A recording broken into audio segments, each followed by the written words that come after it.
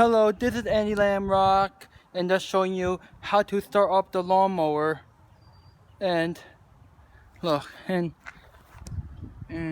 to start up the lawnmower, just hold it, and then I just need the camera, and after you hold it and you press it down, got it.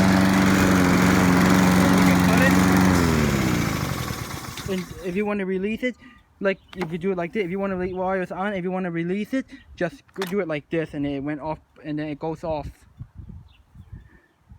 But anyways,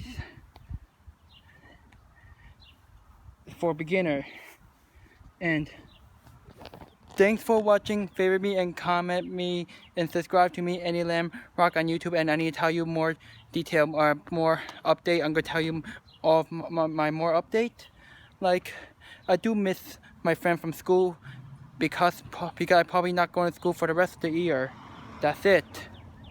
And then I'm done with high school already. And thanks for watching. Favorite me and comment me and subscribe to me, Andy Lamb Rock. And bye bye and thumbs up. Thank you.